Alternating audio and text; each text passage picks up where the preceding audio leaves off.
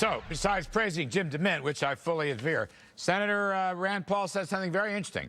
He said he will not vote for a filibuster. He said, let Harry read, no filibuster, 51 vote, simple majority, and then he will vote no and let the Democrats have the onus of a big tax hike. That is quite interesting. Now, here's a political threat. Is the Republicans at risk of becoming the party of the rich while President Obama and the Democrats stake the claim as the party of the middle class? This is a GOP risk.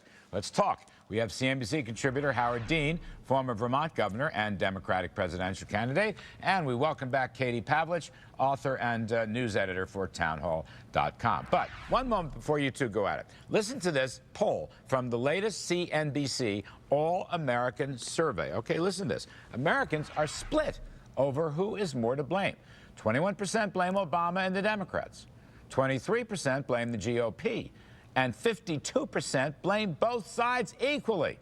Now, I think that 52% is because Howard Dean wants to tax everyone. Howard wants to tax everyone. Howard, defend your position. You may be single-handedly bailing out the Republican Party by wanting to tax the middle class and everybody else. I'm just telling the truth, Larry. I mean, I think Senator Paul's a fine person, but his economic theory is whack job stuff. I mean, the idea, we've already had big tax cuts. That's why we have the deficit we have. That's what George Bush's legacy is in terms of fiscal management. So the truth is, if you want to balance the budget, which I do, you're going to have increased revenues, and you're going to have significant spending cuts. And you have said many times on this program that raising taxes on rich people is not enough to deal with the deficit. You are right.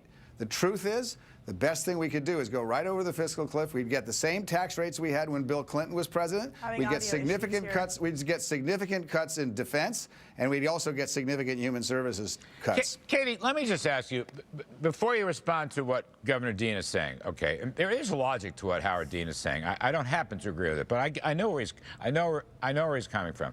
Katie, let me ask you this. Oh, Katie can't hear me. All right, so we'll wait for her to get back hooked in. Howard, what about the notion that I'm posing tonight, and I've said this a few times, Republicans better be careful. They're not going down your road, and the Democrats aren't going down your road. You've got middle-class tax cuts for the Democrats, and it sometimes sounds to me, as an old Reagan conservative, that the Republicans better watch themselves, because sometimes it sounds like they are kind of defending rich people. That's their whole mantra, just defending rich people. And I think that's not where they should be. I would agree. If I were politically advising the Republicans, which I'm certainly not, I think Tom Coles was right from Oklahoma. I think they ought to get out of the way. In fact, unfortunately, there wouldn't be as much deficit reduction, which is what I care about. But if they were smart politically, they would get out of the way and they would just let the top 2% pay what they paid when Bill Clinton was president. The problem is it's not going to do a lot to solve the deficit. And right. I think the problem here is not politics. The problem is the deficit. So I know I've gotten a lot of hate mail from both the right and the left. No, you're being honest. I think I'm saying on Twitter, you're being honest. The fact of the matter is we got to balance the budget. And we've been in an economic recovery for 3 years. We're not where we ought to be.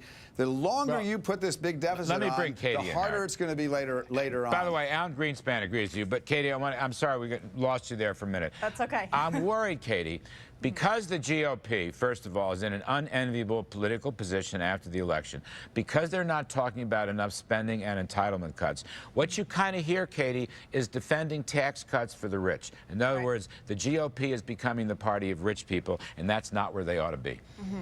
Well, the problem is marketing, and Republicans have had a big problem with marketing since the Ronald Reagan days, and so they need to really get on the ground and talk about how these tax cuts affecting the rich will affect the middle class. Democrats have been getting away with saying that the rich are the ones who need to pay more, when really they never mention the fact that the rich people are the ones employing the middle class, and therefore they'll be affected whether the rich get a tax cut or not. That's a key point. And do you think the Republicans are emphasizing growth enough? Just the way you said it.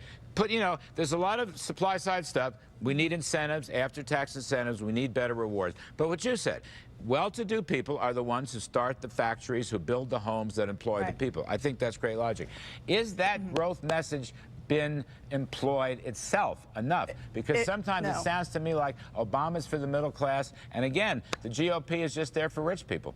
Right. Well, Obama is for the middle class, and President Obama is for keeping people in the middle class. And the Republicans would do themselves a service to show how the Republicans and their plan, specifically on the fiscal cliff, will allow people to move from the middle class into the upper class and allow even more people after that to move out of middle class and into the upper class. And so growth would be a great thing both on a personal level and an economic level as well. Just last one. Senator Rand Paul is not going to filibuster in the Senate. He's going to let the thing go through. He's going to vote against it. Do you think Republicans in the House, Katie, should just vote present and let the Democratic bill go through? I'm all for the Republicans voting present. You know, Mr. Dean just last night said that having us go over the fiscal cliff actually wouldn't be the worst of ideas. And so if that's how we're going to go, then, and President Obama has said that he's not going to sign anything without the tax increase, and fine, let them own it. Have Republicans take a step back and give President Obama what he wants. All right, I've got to get out. I've got to get out. Thanks to both of you, Howard Dean. We appreciate it. And Katie Pavlich.